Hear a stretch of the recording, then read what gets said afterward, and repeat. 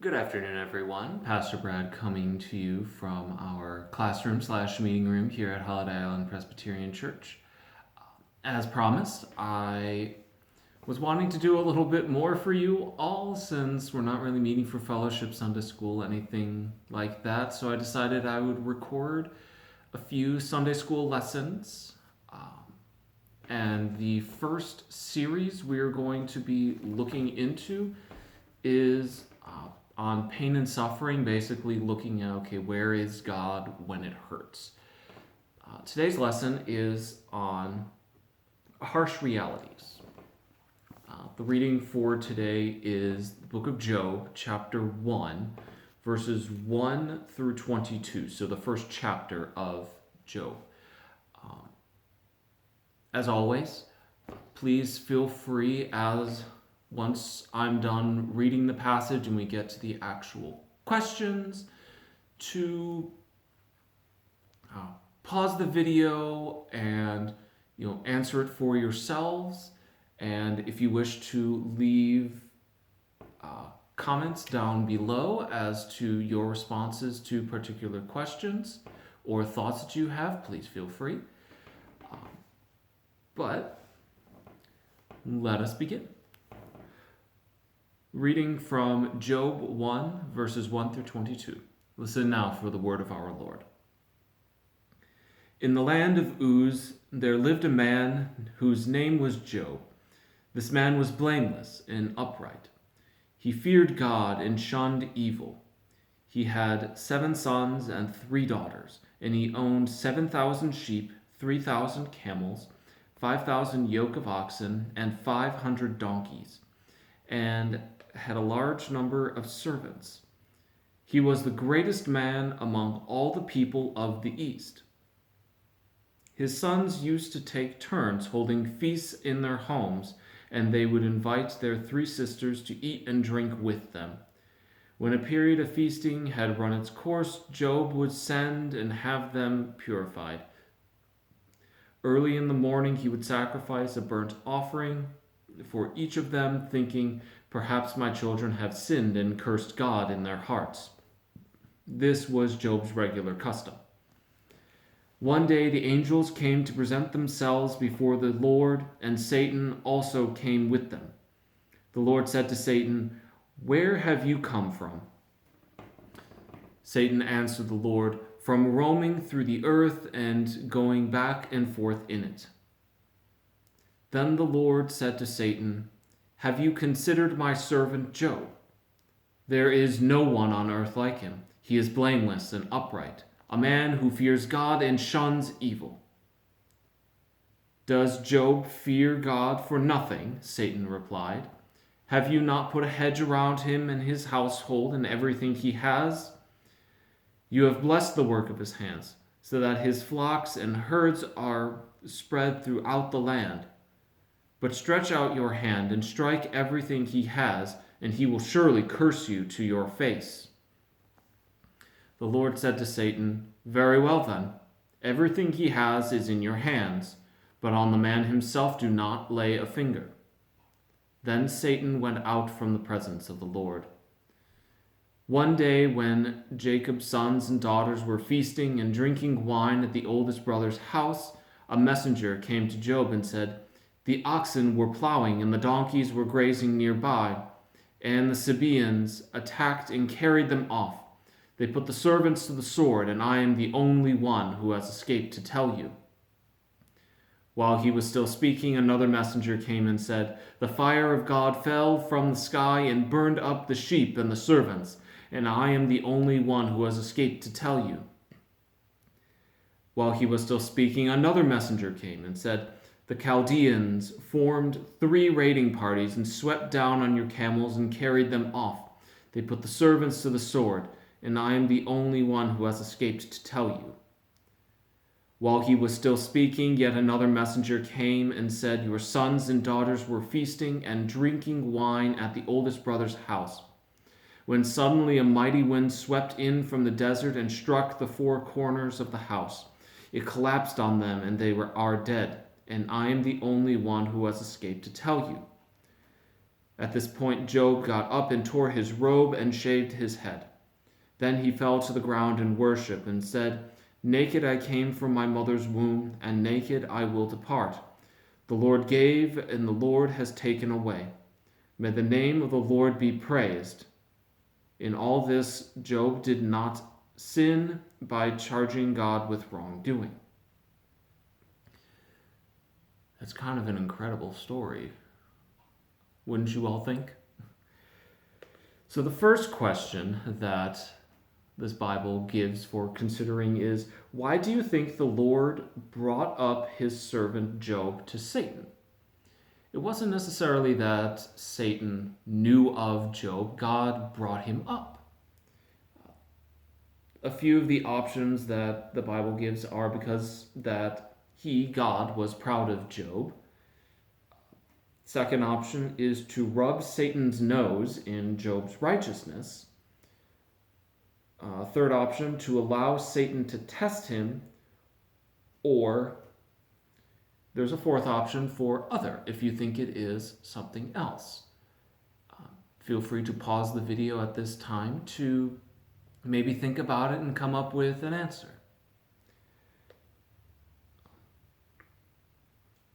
In my mind, I have to go with the first one, because he was proud of Job. He was proud of Job's faithfulness, sinlessness, so to speak, or even if sinful, his zealousness, his atoning for his sins, cleansing himself, going so far as even to cleanse his children of their sins. A second question is, how do you feel about the Lord giving Satan permission to test Job? Option 1, I feel sorry for Job.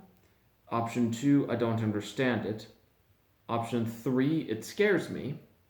Option 4, I'm glad Satan is subject to the Lord's authority. Or fifth option is, again, an other, if you think of something else.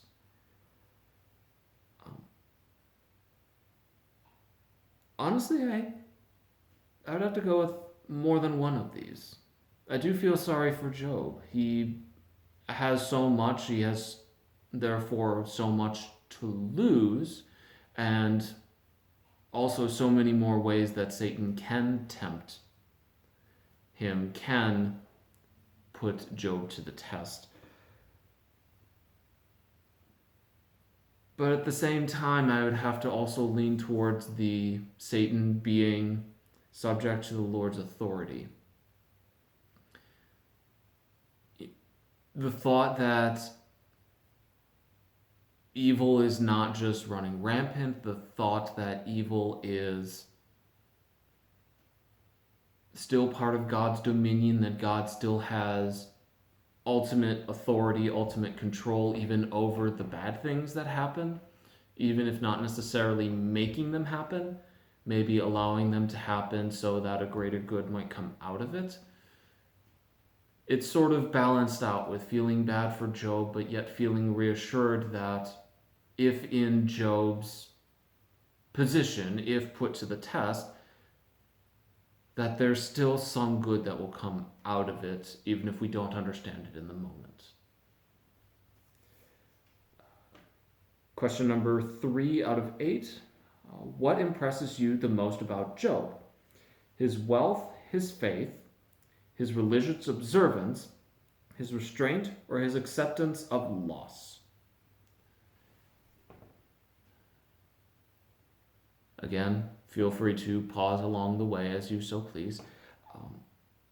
My answer to this question, I feel, and feel free to comment on my responses even, whether or not you agree or disagree. I would have to say what impresses me most is his acceptance of loss. As humans, we're not exactly the best at coming to grips with loss. There have been a lot of studies done on the different stages of grief, everything from saying that there are 5 stages to 7 stages. Some in the modern day are arguing even in the area of 20 or more stages of grief. So the fact that Job has gone from the loss itself to acceptance, the final stage, that's an incredible leap of faith. That's an incredible statement of his faithfulness, the power of his faith in God. And I don't know many people that will be able to make that same quickness, that same haste through the grief process as Job makes in this chapter. So, I mean, definitely his wealth is impressive. His faith is impressive, but what he does with that faith, the fact that it is so strong that it can move him through this process. So actually, I guess I changed my answer to his faith. Yeah, final answer, his faith. But feel free to agree or disagree with me. Fourth question. What does Job mean by his response to what has happened to him? Again, his response is, naked I came from my mother's womb, and naked I will depart. The Lord gave, and the Lord has taken away. May the name of the Lord be praised. So, one option is everything is God's, so he can do with it as he pleases. That's one potential interpretation. And a second one, I accept what has happened. A third, no matter what happens, God is still in control, and maybe something else. There is an other option to this one.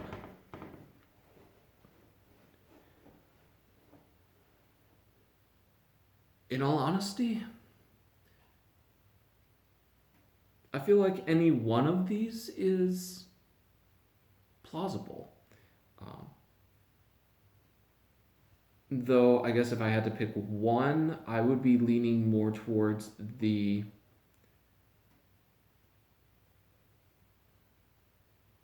acceptance of what has happened. There's not really, if something bad happens, there's not really anything that we can do to change it. There are things that we can do to prevent similar occurrences from happening in the future, but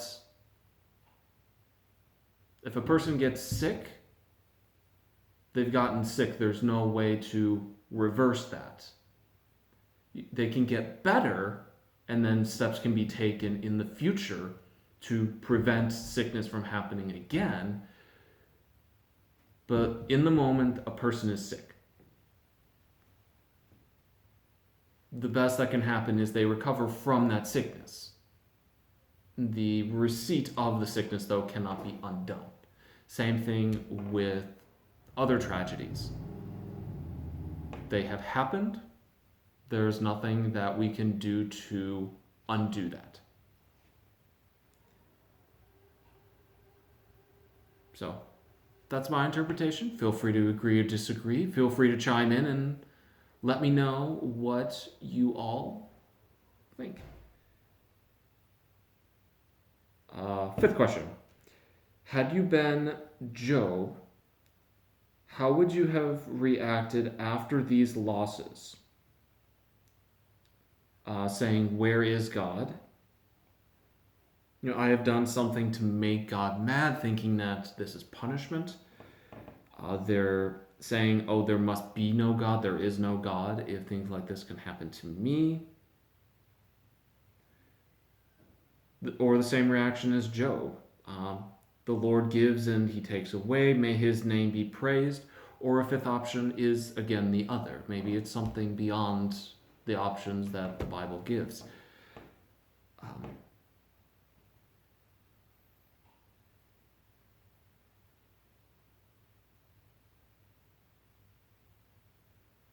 Honestly, I feel like all of these reactions are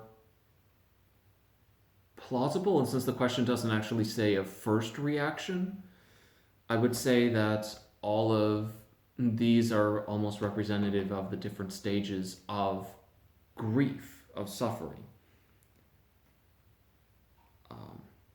There is no God would be representative of the denial stage of grief. The Lord gives and he takes away. May his name be praised is representative of acceptance.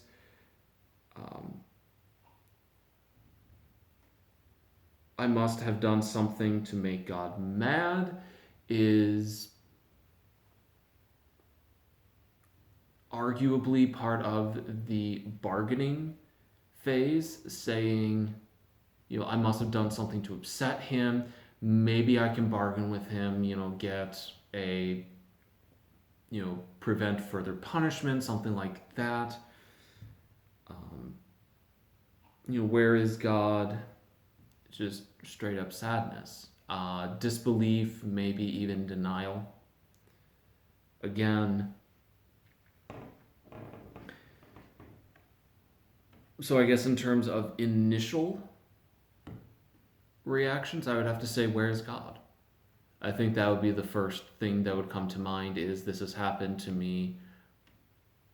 Where is God now? Has God made this happen? Has God allowed this to happen? Is God present right now? I think those are that's the big one for me, is the where is God, as opposed to the other ones.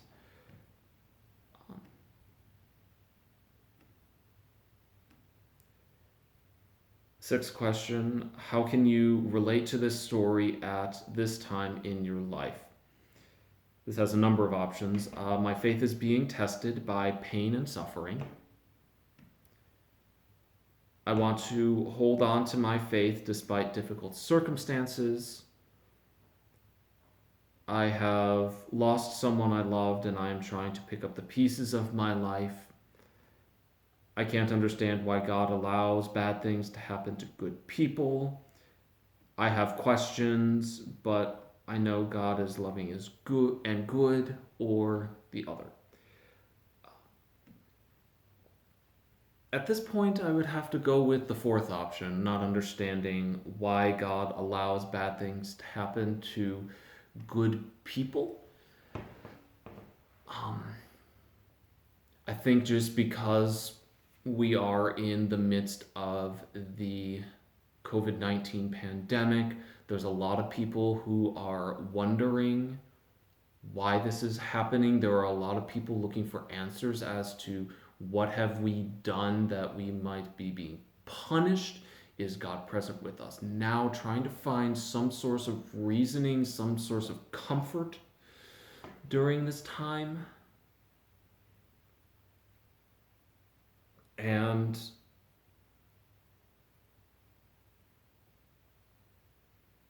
part of me wonders, okay, why would this be allowed to happen? Why do so many people need to die from this horrible disease?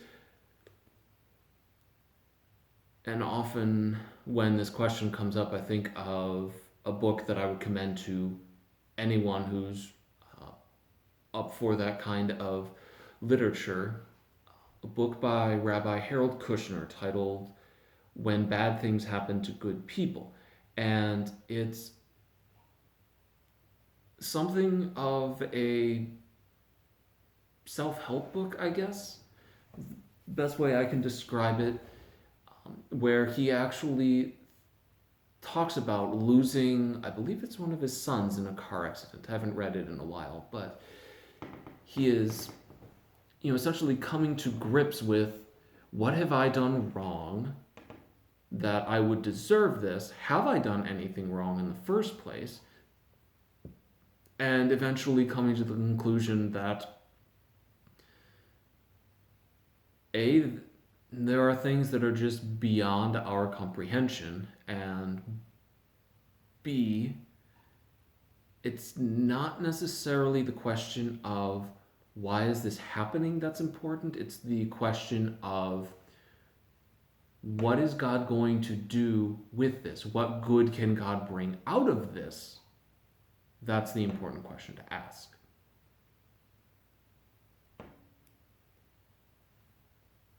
But yeah, that's my answer. Feel free to chime in and comment on your responses to any of these questions. Number 7, what has been a difficult personal tragedy you've experienced, and how did you react, and what effect did it have on your belief in God? I've mentioned this to a number of my parishioners. A lot of my friends know about this, but at the age of 10, I tragically lost my grandmother.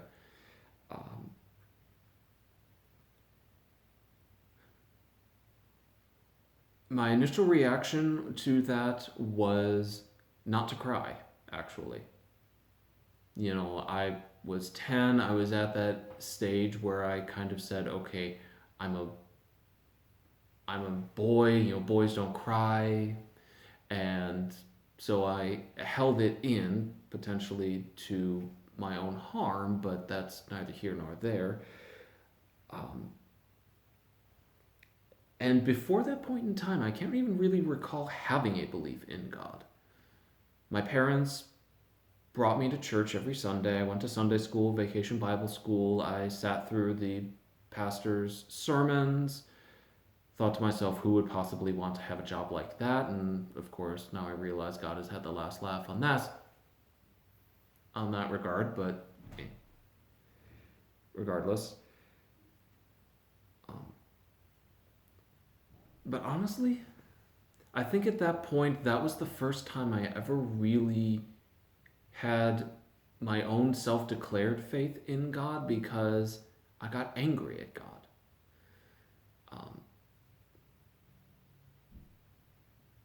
I guess putting it in terms of Job's first test, I didn't reply with, may the name of the Lord be praised.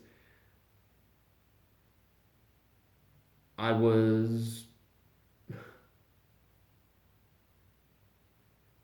very much had the reaction of, I must have done something wrong to make God mad, and then getting angry at God because I couldn't think of possibly anything that would merit the loss of a loved one like that. But that also sparked in me a desire to learn more about God. That doubt that there is a God, because if there was a God, things like this wouldn't happen. I started paying attention in Sunday school more. I started paying attention in Vacation Bible School more. I tried listening to the pastor's sermons more often.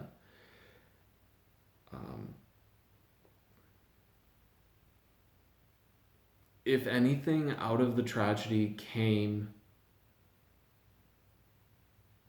true belief, I would say. That was what truly sparked my faith in God and my desire to learn more about God in the first place. I'm curious what all of your responses might be.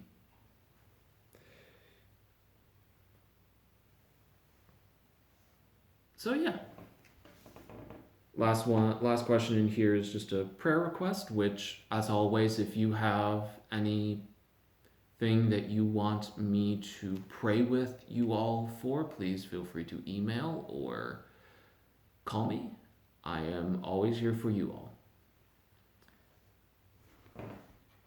Outside of that, I will see you all again tomorrow for part 2.